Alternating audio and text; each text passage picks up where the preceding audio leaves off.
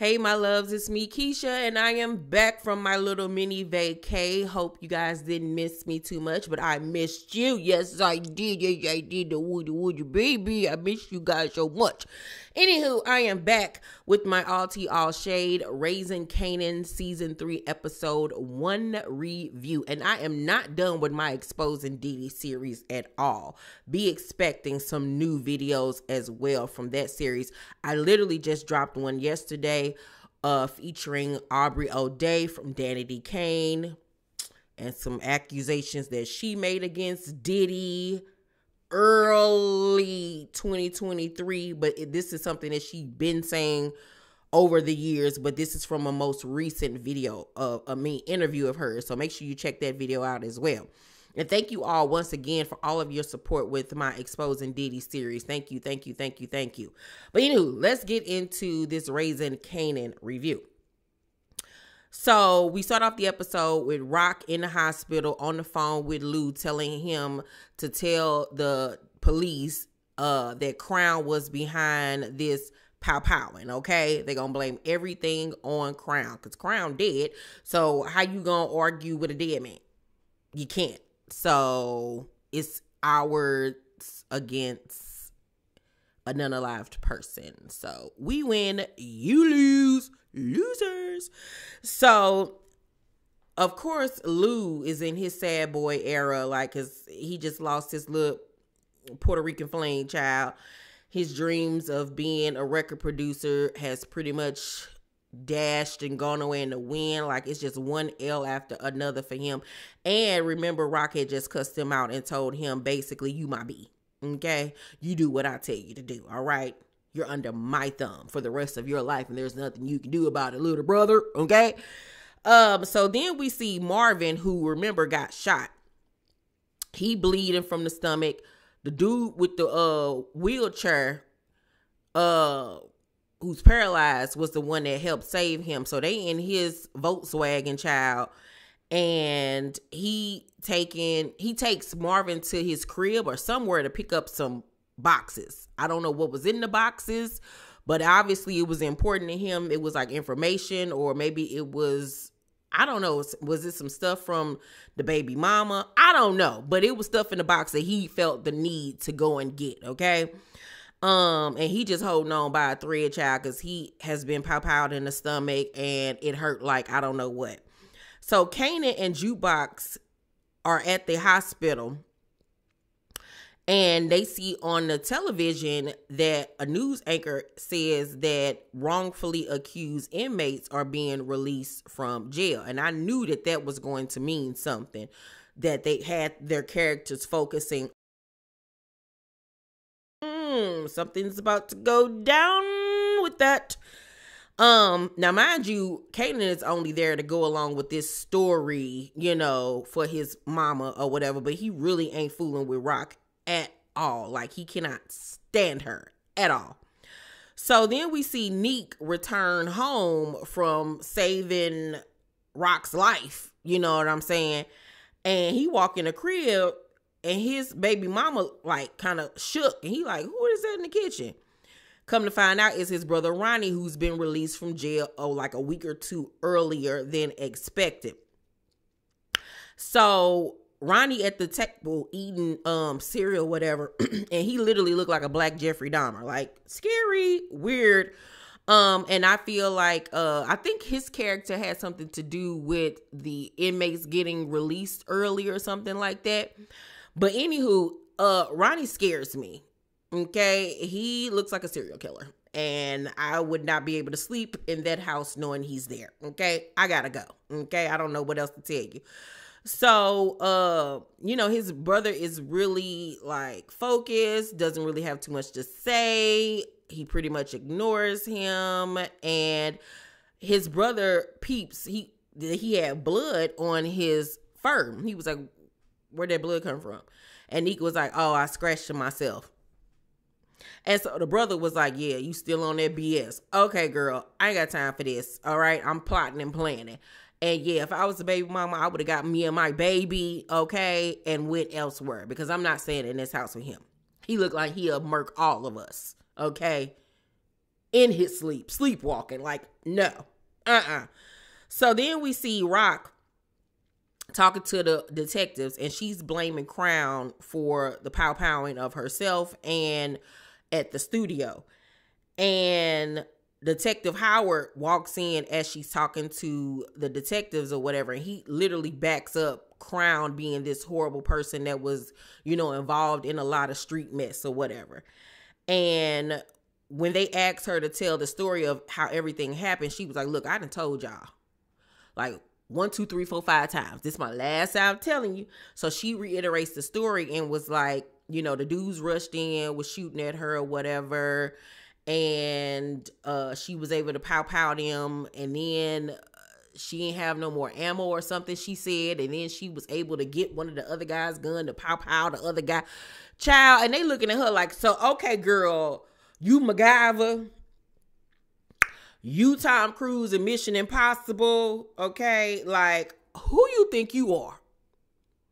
Like, you the next superhero, you able to do all of this against all these different men? Like, okay, girl, you could tell they was side-eyeing her, but like, what are they gonna say? Like, everybody's unalive, so they don't have anybody else to really, go on, except for her people, and everybody's backing up what she's saying, which is smart on Rock's end. So then we see Detective Burke bust in to the hospital saying, Detective Howard, I got to speak to you right now. And the chief of police looking like, girl, don't you see me standing here? You are being so rude. Like, don't you see us talking? And she was like, I need to talk to you right now. Like, he is no good. You shouldn't trust him. And the police chief, they had enough of her. He think that she is just erratic, just losing her mind, like she's fixated on taking Howard down with no evidence. And so the police chief tell her she's suspended, girl. And she was like, why? And I was like, girl, because you're going about this all wrong. Like, you looking like a crazy person. So he basically tells her to give over her badge and her gun or whatever. And he was like, I've known you since you were a little girl. Like, you need to get it together. Like, you acting a lot like your drunk mama. And it hurt her, and it was very offensive to her, because she was like, yeah, my mama might have been a drunk, but you don't know what it was like for my mama to live in the house with my daddy, okay, while you sitting up here judging folks, all right? But now Burke is in a even more precarious situation, because now she's suspended. She ain't got no badge. She ain't got no pow, and everybody looking at her like she crazy. She's an outsider right now. So like, who will she get to be on her side? Because nobody's believing her. So then we see Tony Danza is back this season, and he's playing a mobster by the name of Stefano.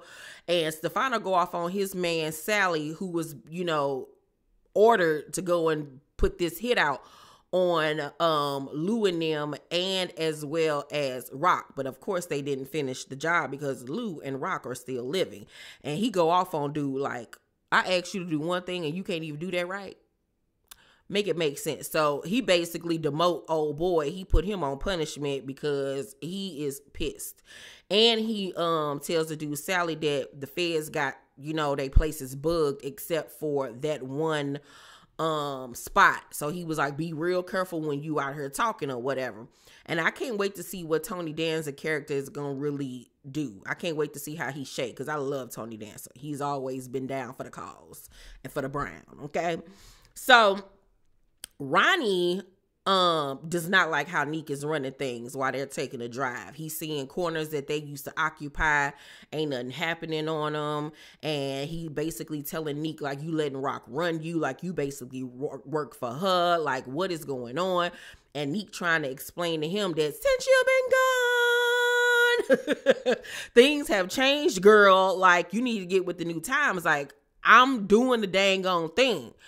And it's blatantly obvious that Ronnie is like, okay, I'm back home. I'm about to take back over, little brother. You need to simmer down. Like, because I can't trust you to handle business the way I want it to be handled. And he want his role as top dog. back. So it's really going to come to a point where one of them gonna have to take the other one out, because Neek ain't gonna willingly step down after he's been the head of this organization while his brother was gone, and his brother crazy. So one of them gonna end up taking the other one out, and it bet not be Neek that end up unalive, because I'm gonna have a problem. Okay. And it's Ronnie Breeze. No, Ronnie ain't Breeze. It was that one boy brother that got murked season 1. That was his brother. Yes. Okay. Ronnie ain't Breeze. Okay. So Rock returns to her new home. Remember, she got a house in the suburbs. You know what I'm saying? She done moved on up. And her arm is in a sling, and Lou and Marvin and Kanan and Juke are with her. And she was like, I'm so happy to be back home. And Kanan was like, girl, I don't live here. Love don't live here anymore. He was like, I do not stay here, honey. I'm not living here with you. I don't see it for you. I don't like you. Girl, get out my face. And so Rock was like, I know you're upset with me. I'm going to make this right. I want us to start all over. I'm out the game. I'm done with this. I'm turning over a new leaf, this, that, and the third. And Kanan looking like, girl, who do you think I am? Boo-boo the fool. I don't believe nothing that you saying. And Marvin is looking at him like, who you talking to? Like, this is your mother at the end of the day. And yeah, you do live here. Like, where else you think you about to live? Like, who you think you talking to? And so Kanan was like, oh, you think I'm being disrespectful? I'm going to show you disrespectful. And he references his real father, okay? And how they ruining his life pretty much, and what they got going on. And Marvin looking like, what in the hell is he talking about?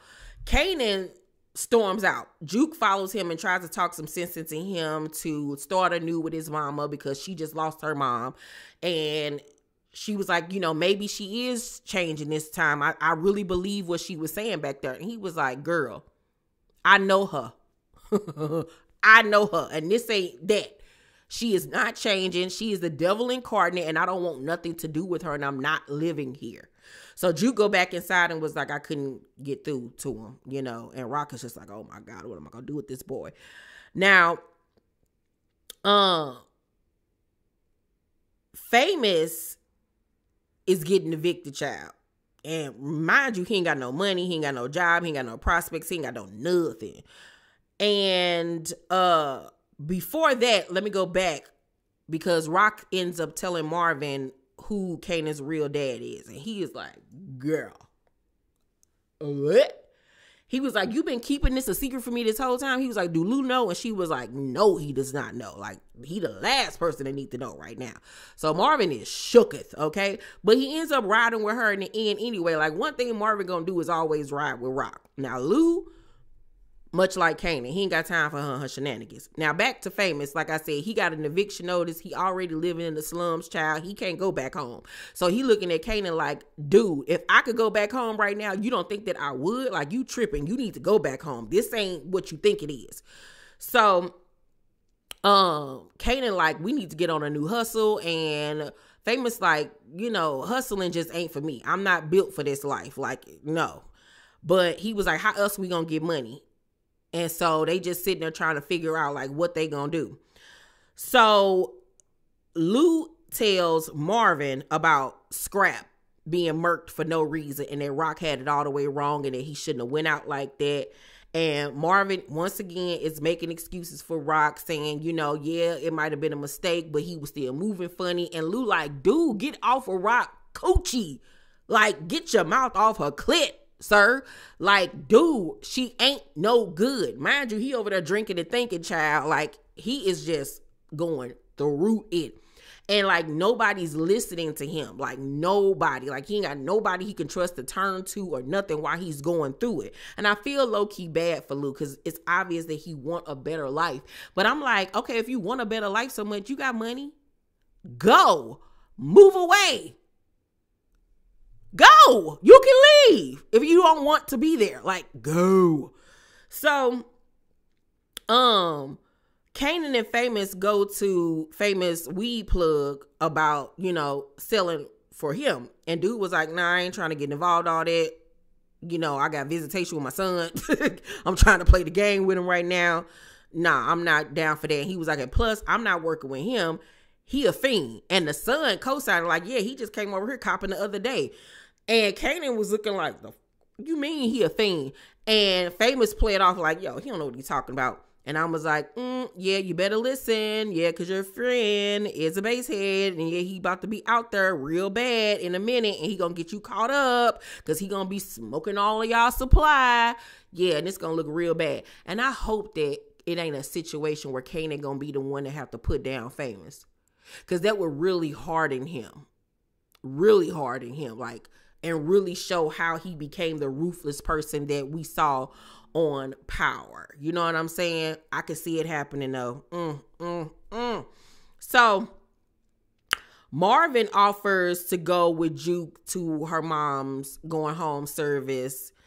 And, you know, she's just a shell of a person. And it was so funny how it took him forever to walk over to that little girl and hug her. Because they are not the hugging type. But she needed that hug, and she just broke down crying in her daddy's arm. But both of them are mourning. He just is mourning in a different way because he loved her mom. That was his first love, his true love, or whatever. So he loved her. And this is, you know, a huge goodbye, not only for her, but for him too. Rock and Howard, child, swoop down on Kanan at Famous crib, and they make Famous leave while they talk to him.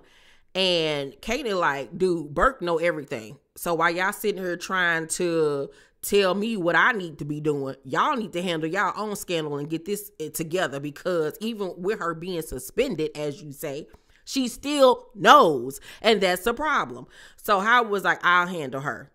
And he leaves out, and Rock tells Kanan like they gonna start over. She gonna make this right. And he looking like, girl, how many times I gotta tell you I don't see it for you? Leave me alone. I break your other arm. So Parnessa, Neek's girlfriend, baby mama, don't want Ronnie staying there. She creeped out. It's giving very much Baby Boy with Snoop Dogg and Taraji. Like, I don't like this man. Get him up out my house. And Neek like, you know, that's my brother. Chill. Like, I got this. I got a plan. This, that, and the third. So he was like, I gotta go. And she like, where you going? He keep on walking. See, absolutely not. Not only you got your serial killer brother staying up in here, that creeps me out. Probably got dead bodies up underneath the bed. But then you leaving me in the house with this crazy person and not even telling me where you going? Oh no, the disrespect. So he leave the crib and pull up at Rock crib. And we already know what that was about. Because after he done saved Rock's life, honey, he done fell in love. He in love with a stripper. And so she already know what time he on too when he come over there to the crib, honey. And he pulled up on his, you know, suave, cute boy, you know, type of time. And they end up smashing in the kitchen. And I was here for all of it. All of it. Because Neek, Joey Badass, can get it how he want it. And I love him and Soraya together. Soraya from Empire, you know, they boo-boos. Yes, love it. And shout out to my homegirl Keela. Her son is Shahid, is one of the co-stylists of Joey Badass. Yes, he's been helping style some of Joey Badass' latest looks. And red carpet looks. So I'm just so happy for Keela and Shahid. I remember when Shahid was born and everything, and just to see him now flourishing in New York on the fashion scene is just so happy. But anywho, so they smash in the kitchen, and I was like, yep, it's about to go down. And you know that baby mama gonna find out and gonna call herself trying to run up on Rock on some rah-rah, and she gonna get her feelings hurt, honey. But yeah, this about to be a big mess. It's about to go down, because when Ronnie find out he's smashing her, that's gonna be a problem. The baby mama gonna find out, that's gonna be a problem. And you know how baby mamas get, they get real spiteful. Okay, so I could see her doing some stuff to get him jammed up. So this storyline gonna be real interesting. Marvin goes alone to his baby mama service to pay his last respects. Meanwhile, Jukebox is at home just going through the box of things that she left for her and listening to old Roberta Flack albums and just, you know, mourning in her own way because she didn't want to go back to that church. And it was a really poignant moment. I really liked the way they did that scene. It was very impactful. And at the end of the episode, we see Howard meet up with Burke in the middle of the night because he tells her that he's going to come clean and tell her everything. This dodo here is so stupid to meet up with this man alone. Like, you big dummy, you. So he get in the car with her, and Burke breaks down everything that she knows about his life. And how she gonna tell, and this, that, and the third. And Howard just pows her in the head. Unalived she is, honey. And he was like, look what you made me do. Like, you should have just fell back. Da da da da da. And so he sees that she was hiding her own pow under her thigh. He was like, oh, so it was really about to be either you or me. Then he finds a tape recording too. Like, you was recording me? Wow, I thought we was homies. So he take the tape recording, he, destroy it or whatever. He clean up the scene, wipe down everything, and makes it look like it was okay. He put a gun in her hand or whatever and made it seem like she unalived herself. But of course, everybody not just gonna willingly believe that she just did that, even though considering everything that was going on in her life at the time, it would be plausible. But, her daddy gonna be looking like, it ain't that easy, Captain. I will say that the season premiere episode of Raising Kanan was good. Like, it's undeniable that out of the Power series franchise, including the original Power, that Raising Kanan is by far the most well-written show out of all of them. Whoever does the writing on that show has done a phenomenal job. Everything is cohesive. The acting is amazing. The costumings, the settings, everything makes sense. It's not fast-paced. It's not rushed. It's believable. Like, fantastic work. I give the season premiere episode an A. They outdid themselves. I'm really looking forward to this season to see how everything is going to play out. Kanan is becoming more heartless and ruthless child. And I'm here for it. I am here for it. Y'all let me know what y'all thought about the season premiere episode down below in the comment section. You guys make sure to thumbs up this video, like and subscribe, and hit that notification bell button. I love you, and I'll see you guys on the next video. Bye.